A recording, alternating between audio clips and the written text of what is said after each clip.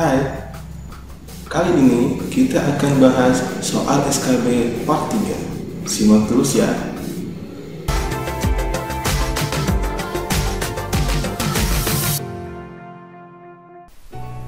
Oke, Sobat SKB, kali ini part 3 kali ini kita akan membahas 20 nomor soal yang nantinya akan ada pembahasan tiap nomornya.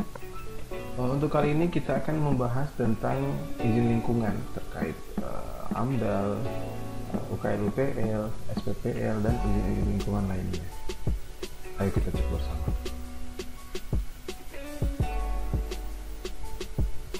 Soal pertama, Peraturan Menteri Lingkungan Hidup yang mengatur tentang jenis rencana usaha dan atau kegiatan yang wajib memiliki analisis mengenai dampak lingkungan hidup adalah A.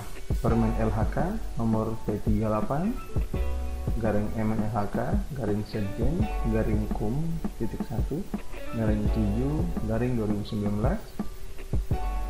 B. Permen LHK nomor P24 garing Men LHK garing Setjen garing Kum garing 1 garing 7 garing 2018. C. Permen LHK nomor P68 garing Men LHK garis datar Setjen garing 2016. D. Permen LH nomor 13 tahun 2010 atau E. Permen LH nomor 18 tahun 2009. Oke, kira-kira peraturan tentang jenis usaha atau kegiatan yang wajib memiliki analisis mengenai dampak lingkungan hidup itu ada di Permen LHK nomor P38 garing Men LHK Setjen garing Kum titik 1 garing 7 garing 2019. Ini tentang jenis rencana usaha dan atau kegiatan yang wajib memiliki analisis mengenai dampak lingkungan hidup. Ya. Jadi jawaban yang benar adalah A. Permen LHK nomor P38 garing Men LHK garing Setjen garing Kum titik 1 garing 7 garing 2019.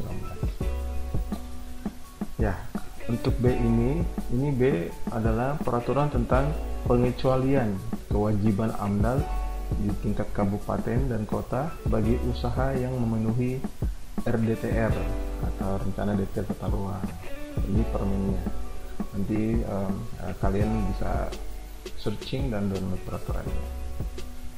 Yang C ini tentang peraturan tentang baku mutu air limbah.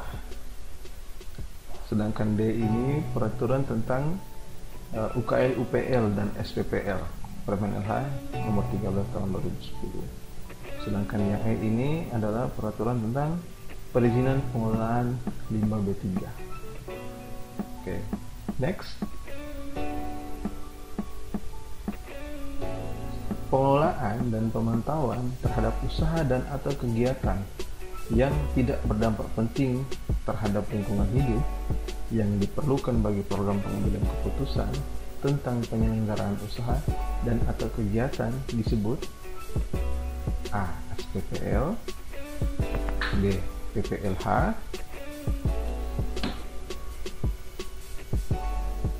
C. UKL UPL, D. AMDAL, atau E. AMDAL. Ayo, kira-kira apa? Pengelolaan dan pemantauan. Jawabannya adalah UKL UPL. Ya. UKL UPL ini teman-teman kalian semua bisa melihat kenapa bisa UKL UPL itu ditandai dengan adanya ini pengelolaan dan pemantauan, kelola dan pantau, K dan P, kelola dan pantau. Dan ciri lainnya adalah tidak berdampak penting. Jadi kalau tidak berdampak penting itu tidak mungkin AMDAL, karena AMDAL harus yang berdampak penting. Dan kenapa OPL? Karena kegiatannya adalah kelola dan pantau. K K dan P, UKL, UPL. Oke, ayo kita next. 3. Pernyataan kesanggupan dari penanggung jawab usaha dan atau kegiatan untuk melakukan pengelolaan dan pemantauan lingkungan hidup atas dampak lingkungan hidup dari usaha dan atau kegiatannya di luar usaha dan atau kegiatan yang wajib AMDAL atau UKL-UPL disebut A. SPPL, B. PPLH, C. UKL-UPL, D. AMDAL, atau E. AMDAL. Ya, kira-kira jawaban yang benar adalah SPPL, PPLH, UKL-UPL, AMDAL, atau AMDAL. Ya, jawabannya adalah SPPL. Kenapa SPPL? Tandanya bisa dilihat dari pernyataan. Jadi SPPL itu adalah surat pernyataan, surat pernyataan kesanggupan penanggung jawab untuk mengelola dan memantau lingkungan hidup yang di luar kegiatan wajib AMDAL dan di luar UKL-UPL. Nah, ini sudah kelihatan bahwa dia bukan UKL-UPL dan bukan AMDAL, maka izinnya adalah izin SPPL, ditandai dengan adanya pernyataan. Jadi SPPL itu adalah surat pernyataan kesanggupan. Itu ciri khas dari SPPL. Oke, kita lanjut. Nomor 4. Kajian mengenai dampak penting suatu usaha dan atau kegiatan yang direncanakan pada lingkungan hidup yang diperlukan bagi proses pengambilan keputusan tentang penyelenggaraan usaha dan atau kegiatan disebut A. SPPL, B. PPLH, C. UKL-UPL, D. AMDAL, atau E. AMDAL. Ya, kalau ini sudah kelihatan ya, ini pasti adalah E. AMDAL. Kajian mengenai dampak lingkungan hidup. Ya. Dampak penting, ada kajiannya, itu adalah AMDAL. Oke, next. 5. Setiap perencana usaha dan atau kegiatan yang berdampak penting terhadap lingkungan hidup wajib memiliki A. SPPL, B. PPLH, C. UKL-UPL, D. AMDAL, atau E. AMDAL. Ayo, jawabannya apa yuk? Jawabannya adalah E. AMDAL.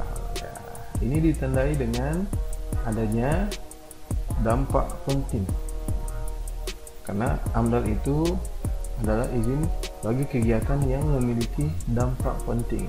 Kalau tidak berdampak penting itu pasti, kalau bukan SPPL, kalau enggak UKL-UPL. Nanti tergantung dari penapisannya. Tetapi kalau dia berdampak penting bagi lingkungan hidup, itu wajib memiliki izin AMDAL. Oke ya, paham ya? Paham. Oke, kita lanjut. 6. Kriteria usaha dan atau kegiatan yang berdampak penting terhadap lingkungan hidup yang wajib memiliki AMDAL kecuali A. Pengubahan bentang lahan dan bentang alam, B. Eksploitasi sumber daya alam, C. Proses dan kegiatan yang secara potensial dapat menimbulkan pencemaran dan atau kerusakan lingkungan hidup, D. Proses dan kegiatan yang hasilnya dapat mempengaruhi lingkungan ekonomi masyarakat, atau E. Proses dan kegiatan yang hasilnya akan mempengaruhi pelestarian kawasan konservasi sumber daya alam dan atau perlindungan cagar budaya. Ya, kira-kira apa coba?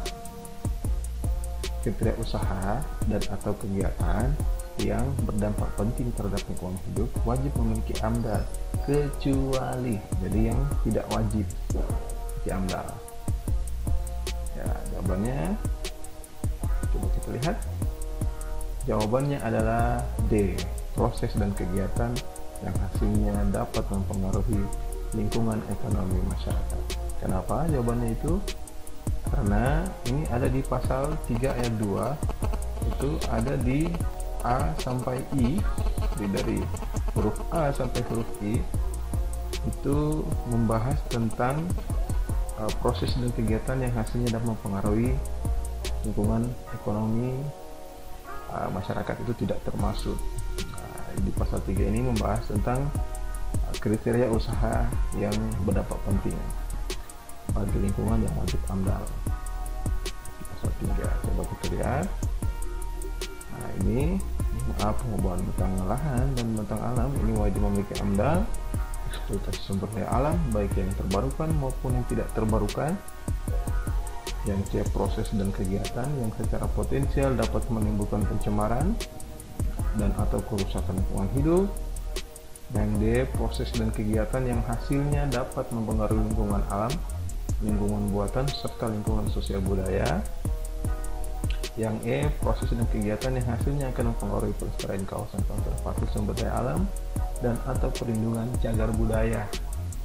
Yang F, introduksi jenis tumbuh-tumbuhan, hewan, dan jasa ternik.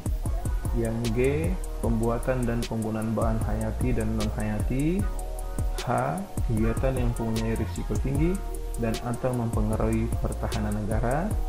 Dan yang terakhir I, penerapan teknologi yang diperkirakan mempunyai potensi besar untuk mempengaruhi lingkungan hidup. Jadi yang mempengaruhi ekonomi masyarakat itu tidak termasuk. Oke, kita next. Nomor 7, setiap rencana atau usaha yang wajib AMDAL dan dikategorikan menjadi 3 kategori, yaitu kategori A, B, dan C.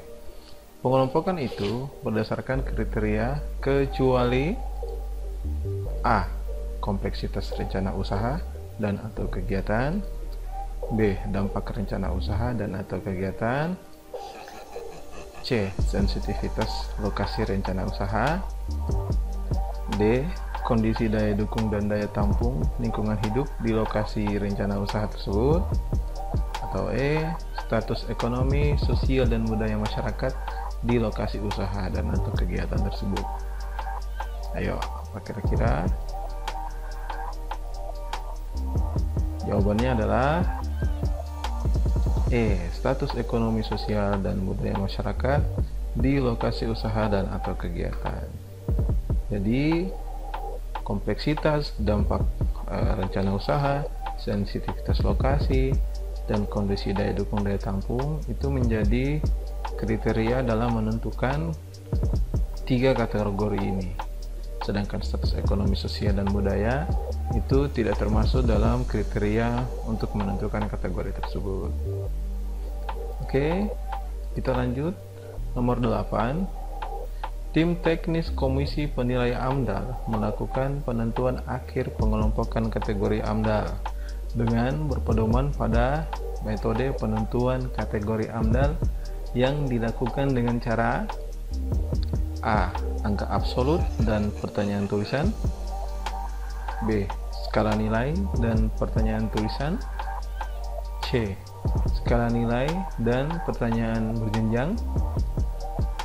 D, angka absolut dan pertanyaan berjenjang. Atau E, pertanyaan tulisan dan pertanyaan berjenjang. Yuk, kira-kira ini merupakan metode yang digunakan untuk menentukan kelompok kategori AMDAL yang dibutuhkan oleh tim teknis Komisi Penilai AMDAL. Kira-kira mereka melakukan penentuan itu dengan cara C, skala nilai dan pertanyaan berjenjang. Ini yang paling benar ya. Itu ada di poin 8 di peraturan. Metode penentuan kategori AMDAL sebagaimana dimaksud pada ayat 7 dilakukan dengan skala nilai. Jadi ada skala yang diambil dari penilaian, diberikan skala 1, 2, 3 dan seterusnya. Dan ada juga pertanyaan berjenjang. Pertanyaannya berjenjang, berkesinambungan. Oke, kita lanjut. Nomor 9, Kewajiban memiliki AMDAL dikecualikan bagi rencana usaha dan atau kegiatan penelitian dan pengembangan teknologi yang memenuhi kriteria A. Dilakukan oleh lembaga penelitian swasta, B. Dilakukan lembaga non-pemerintah, C. Penelitian dan pengembangan teknologi yang menjual hasil usahanya secara bebas, D. Dilakukan oleh lembaga penelitian profit, atau E. Dilakukan oleh lembaga pemerintahan tanpa komersil. Ya, kira-kira apa? Ini kewajiban AMDAL yang dikecualikan. Jawabannya adalah E. Dilakukan oleh lembaga pemerintahan tanpa komersil.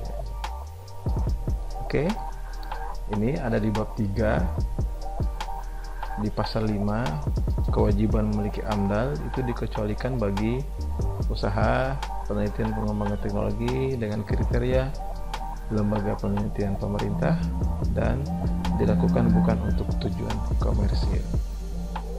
Oke, kita lanjut. Nomor 10, dokumen AMDAL yang disusun dengan lama penyusunan paling lama 180 hari dalam kategori AMDAL. Dalam kategori AMDAL, jadi dia masuk kategori apa nih kalau penyusunan paling lama 180 hari? A. AMDAL kategori A, B. AMDAL kategori B, C. AMDAL kategori C, D. AMDAL kategori D, atau E. AMDAL kategori E. Ayo, ada yang tahu? Penyusunannya paling lama 180 hari. Kira-kira masuk kategori apa? Jawabannya adalah A. AMDAL kategori A. Paham ya? Untuk 180 hari itu adalah masuk dalam golongan AMDAL kategori A. Oke, tahan penjelasannya. Kita lanjutkan nomor 11 dulu. Nomor 11, dokumen AMDAL yang disusun dengan lama penyusunan paling lama 120 hari masuk dalam kategori AMDAL A. AMDAL kategori A, B. AMDAL kategori B, C. AMDAL kategori C, D. AMDAL kategori D, atau E. AMDAL kategori E. Nah, ini berhubungan dengan nomor 10. Kira-kira apa? Ini paling lama penyusunannya 120 hari masuk dalam AMDAL kategori A, B, C, D, atau E. Ayo, jawabannya adalah B. AMDAL kategori B. Nah, selanjutnya nomor 12, dokumen AMDAL yang disusun dengan lama penyusunan paling lama 60 hari masuk dalam kategori AMDAL. Nah, tadi 180, kemudian 120, ini 60 hari. Kira-kira masuk AMDAL apa? A. AMDAL kategori A, B. AMDAL kategori B, C. AMDAL kategori C, D. AMDAL kategori D, atau E. AMDAL kategori E. Ya, ini sudah jelas ya, pasti jawabannya adalah AMDAL kategori C. Karena untuk 180 hari, 120 dan 60 hari itu bersusun. 180 hari itu kategori AMDAL A, 120 hari kategori AMDAL B, dan 60 hari AMDAL kategori C. Ya, ini di sini dijelaskan untuk AMDAL ini. AMDAL kategori A, D itu di 180 hari, sedangkan untuk AMDAL kategori B di 120 hari, sedangkan AMDAL kategori C di 60 hari. Jadi posisinya dia akan terus turun ke bawah. Semakin sedikit waktunya, semakin rendah kategori AMDAL-nya. Jadi semakin lama waktu penyusunannya, semakin naik waktu harinya, maka kualitas kategori AMDAL-nya akan semakin naik pula.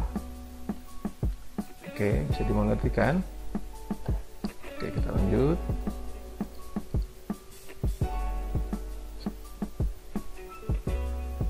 Nomor 13, AMDAL yang secara lingkup usaha dan atau kegiatan cukup kompleks dengan sensitivitas usaha cukup sensitif dan membutuhkan data rona lingkungan hidup yang cukup kompleks serta skala nilai kumulatif 6-9 itu masuk sebagai AMDAL A, kategori A, B, kategori B, C, kategori C, D, kategori D, atau E, kategori E. Ayo, yang secara lingkup usaha itu kegiatannya cukup kompleks dengan sensitivitas usaha cukup sensitif dan membutuhkan data rona lingkungan hidup yang cukup kompleks serta skala nilai 6-9 itu masuk AMDAL. Jawabannya adalah AMDAL kategori B. Ya. Kita tahan penjelasannya, kita lanjut dulu. Nomor 14, AMDAL yang secara lingkup usaha dan atau kegiatan tidak kompleks dengan sensitivitas usaha kurang dan tidak membutuhkan data rona lingkungan hidup yang kompleks serta skala nilai kumulatif kurang dari 6 masuk sebagai AMDAL A, AMDAL kategori A, B, AMDAL kategori B, C, AMDAL kategori C, D, AMDAL kategori D, atau E, AMDAL kategori E. Ya, ini masih ada hubungan dengan soal nomor 13. Secara lingkup usaha, kegiatannya tidak kompleks, sensitivitas usahanya kurang, rona lingkungan yang dibutuhkan itu tidak membutuhkan yang kompleks, dan nilai kumulatif kurang dari 6. Kira-kira masuk AMDAL apa? A, B, C, D, atau E? Ayo, bisa? Ya, jawabannya adalah C, AMDAL kategori C. Ya, kita lanjut dulu, kita tahan penjelasannya.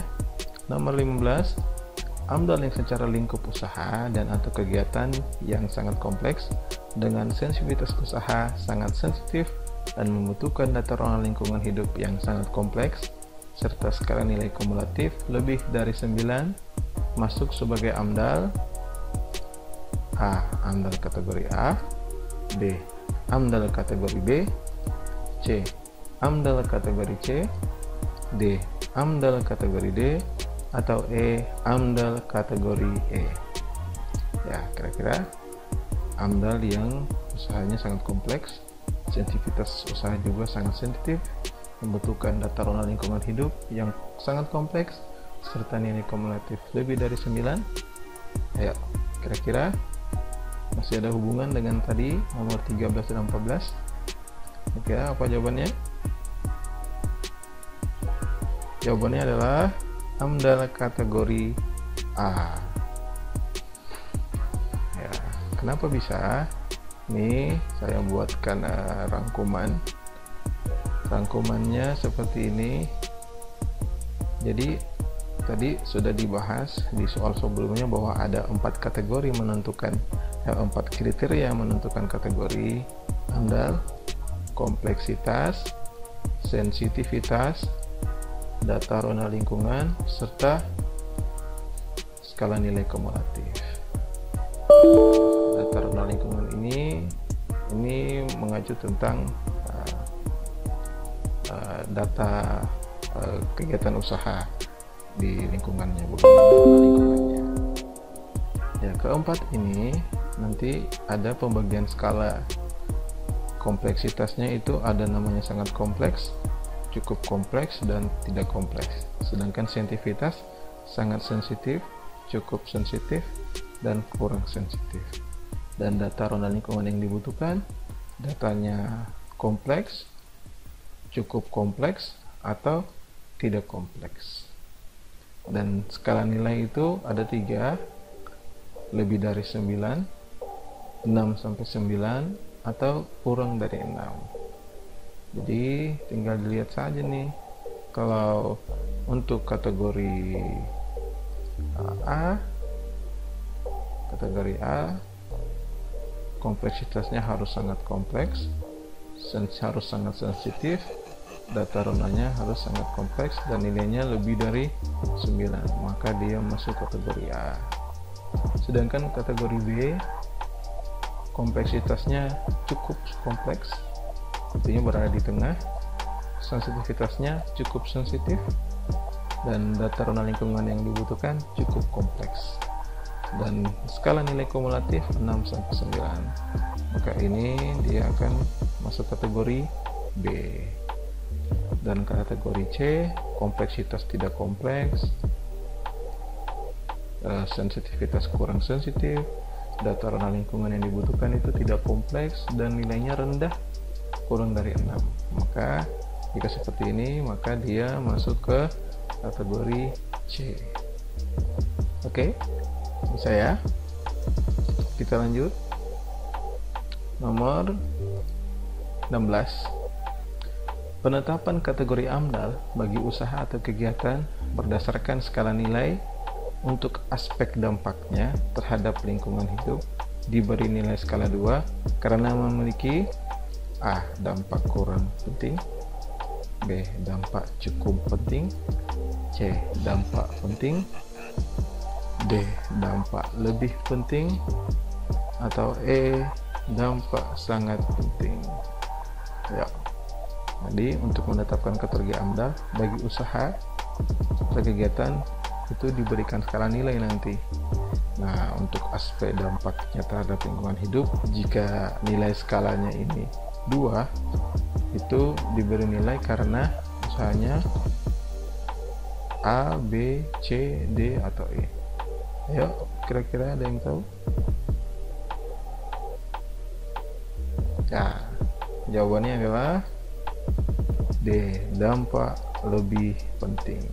Jadi untuk pemberian skala 2, jika aspek yang dinilai adalah dampak, itu mengindikasikan bahwa usahanya itu memiliki dampak lebih penting. Oke, ini penjelasannya. Jadi penjelasan ini menunjukkan bahwa dampak usaha atau kegiatan terhadap lingkungan, jika dia diberi skala 3, itu dampaknya dampak sangat penting. Jika skalanya 2, dampaknya dampak lebih penting. Jika skala 1, itu berdampak penting.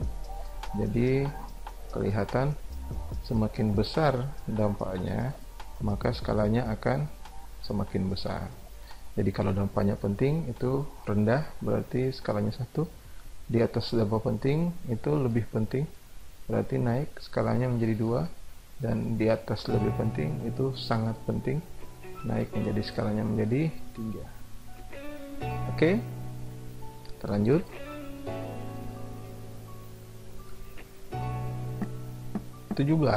Penetapan kategori AMDAL bagi usaha atau kegiatan berdasarkan skala nilai. Untuk aspek status kondisi D3LH, daya dukung daya tampung lingkungan hidup, diberi nilai skala 2 karena A. D3TLH belum terlampau, B. D3TLH kurang terlampau, atau C. D3TLH telah terlampau, atau D. D3TLH cukup terlampau, atau E. D3TLH sangat terlampau.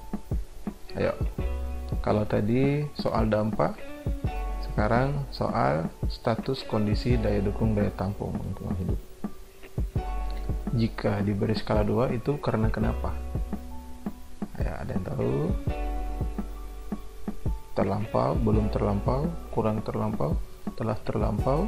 Ya, jawabannya adalah C. D3TLH telah terlampau. Ya, ini jawaban yang paling benar. Nah, ini penjelasannya kenapa bisa daya dukungnya terlampau. Jadi untuk menentukan skala itu, untuk D3TLH itu bisa dilihat dari skala ini.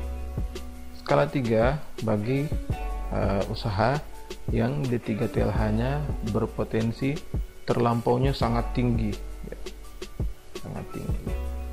Untuk skala 2 itu telah terlampau dalam kategori sedang. Ya, untuk skala 1 itu berpotensi tidak terlampau. Ya, jadi dari pilihan jawaban itu adalah D3TLH yang telah terlampau untuk skala 2.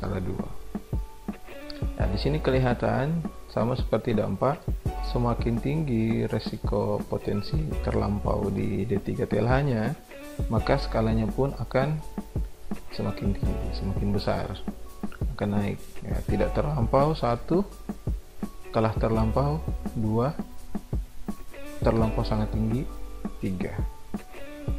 Ya. Oke, bisa dibuktikan. Kita lanjut.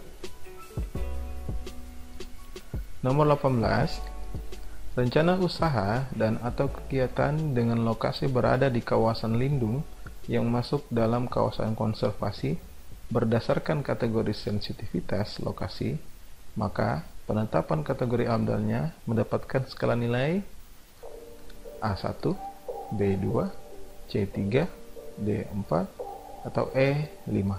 Ya. Ayo, kita ulang. Jadi soalnya menentukan sensitivitas. Kalau tadi dampak, kemudian D3TLH, nah ini sensitivitas lokasi, di mana lokasi usahanya itu berada di kawasan lindung yang masuk dalam kawasan konservasi. Kira-kira kalau seperti itu, skala nilainya mendapat nilai berapa? 1, 2, 3, 4, atau 5? Ayo, jawabannya adalah ya skala 3, C skala 3. Kenapa bisa? Ya seperti ini penjelasannya. Jadi untuk lokasi usaha yang kegiatan utama atau penunjangnya itu ada 3 klasifikasi. Yang pertama di dalam kawasan konservasi, yang kedua di dalam kawasan lindung tapi di luar kawasan konservasi, yang ketiga di luar kawasan lindung. Ya, kalau dia di dalam kawasan konservasi itu skalanya 3. Kalau di luar kawasan konservasi tetapi di dalam kawasan lindung itu skalanya 2. Yang ketiga di luar kawasan lindung itu skalanya 1. Jadi kelihatan yang menentukan sensitivitasnya itu adalah kawasan konservasinya. Kawasan konservasi. Semakin berada di dalam kawasan konservasi, maka skalanya akan semakin tinggi. Nah, meskipun dia di dalam kawasan lindung tetapi di luar kawasan konservasi, itu skalanya akan turun dari 3 menjadi 2. Dan jika di luar kawasan lindung itu akan menjadi 1. Ya, oke, jadi penilaiannya itu adalah ada 2, kawasan konservasi dan kawasan lindung. Jika di luar kawasan lindung itu skalanya 1. Jika di dalam kawasan lindung tapi di luar kawasan konservasi itu berarti skalanya 2. Jika di dalam kawasan lindung dan di dalam kawasan konservasi itu skalanya 3. Oke, paham kan? Kita lanjut. Nomor 19, rencana usaha dan atau kegiatan yang berdasarkan kategori kompleksitasnya, maka penetapan kategori AMDAL berdasarkan nilai skala diberi skala 2 jika kompleksitasnya A. sangat kompleks, B. cukup kompleks, C.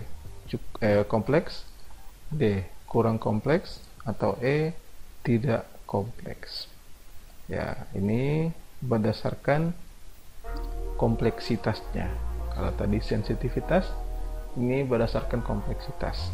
Kira-kira jika diberi skala 2, maka kompleksitasnya bagaimana? A sangat kompleks, B cukup kompleks, C kompleks, D kurang kompleks, atau E tidak kompleks. Ayo, ada yang bisa? Kira-kira jawabannya apa? Jawabannya adalah B, cukup kompleks. Kenapa bisa? Nah, di sini penjelasannya. Kompleksitas itu memiliki 3 kriteria. Yang pertama sangat, yang kedua cukup, yang ketiga tidak. Sangat, cukup, tidak. SCT.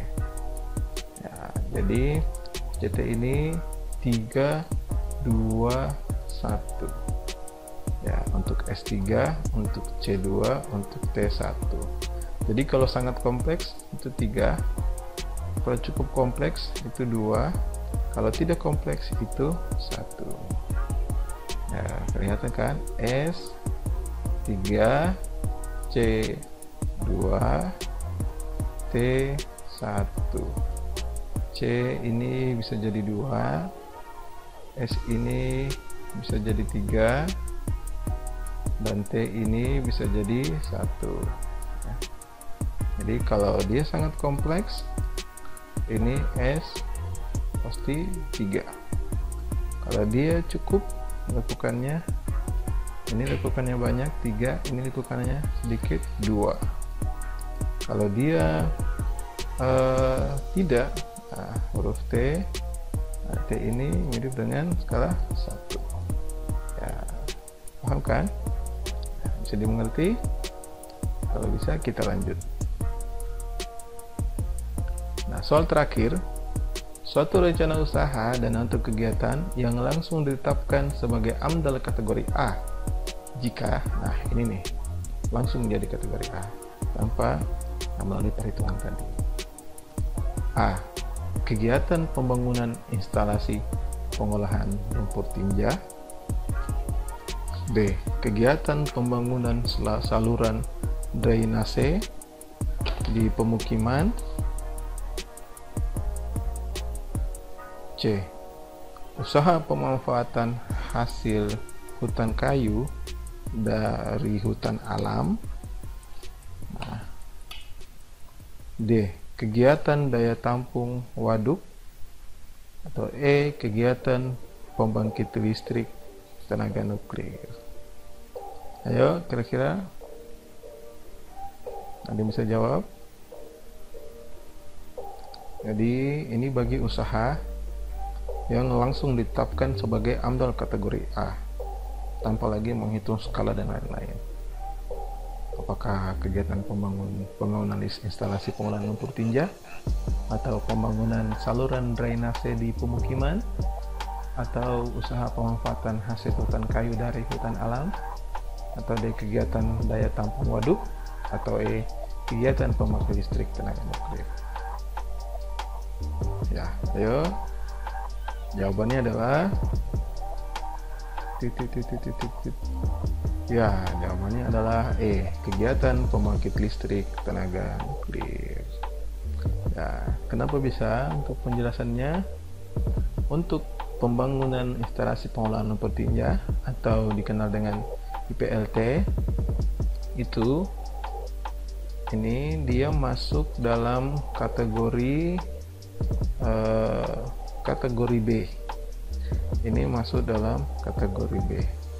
Kenapa bisa? Ini dilihat dari kompleksitasnya cukup kompleks, sedangkan sensitivitas cukup sensitif, dan zona lingkungan hidup yang dibutuhkan cukup kompleks.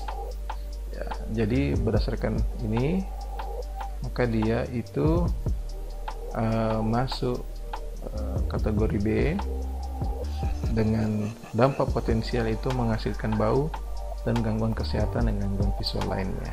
Untuk yang pembangunan instalasi pengolahan dengan syarat luas lahannya itu 2 hektar dan kapasitasnya itu 50 meter kubik per hari. Ya. Untuk kegiatan pembangunan saluran drainase ini masuk ke kategori C. Ya, kenapa? Karena kompleksitas yang dibutuhkan itu tidak kompleks, sedangkan sensitivitasnya itu kurang, karena lingkungan yang dibutuhkan itu tidak kompleks. Ya. Dan potensi gangguannya berupa gangguan lalu lintas, gangguan prasarana, dan hanya gangguan pencemaran air. Itu pun hanya ada di hilir. Ya. Maka karena itu dia masuk kategori C. Sedangkan usaha pemanfaatan hasil hutan kayu dari hutan alam ini berdasarkan analisanya, semua luas lahan atau semua besaran, jika analisanya itu dia kompleksitasnya cukup kompleks, karena lingkungan yang dibutuhkan itu cukup kompleks, dan kegiatan dampak lingkungannya juga cukup kompleks, dan potensinya itu hanya terjadi penurunan keanekaragaman hayati, peningkatan erosi, banjir, biasanya seperti itu. Maka dia atas dasar itu dia masuk kategori B. Sedangkan yang daya tampung waduk ini dia masuk kategori C, dengan potensinya itu hanya kegagalan dalam pembuatan waduk. Nah, ini bagi waduk dengan luas 500.000 meter kubik. Ya, dia masuk kategori C. Nah, sedangkan kegiatan pembangkit listrik tenaga nuklir ini adalah kegiatan yang berdampak sangat berdampak, karena menggunakan teknologi yang canggih dan teknologi yang bisa menghasilkan efek yang sangat berbahaya. Maka dari itu dia langsung ditetapkan sebagai kategori A. Ya, seperti ini.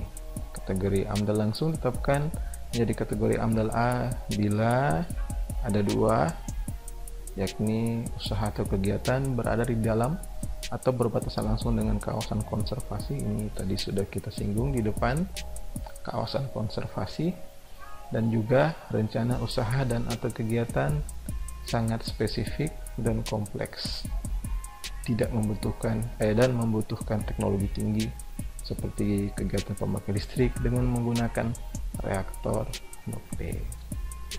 Ya, seperti itu. Bisa dipahami kan? Itulah tadi penjelasan kita tentang SKB di part 3 tentang izin lingkungan. Jika kalian yang merasa bermanfaat, silahkan klik subscribe di atas ini ya, untuk mendapatkan informasi kita yang selanjutnya. Semoga bermanfaat. Sampai ketemu lagi.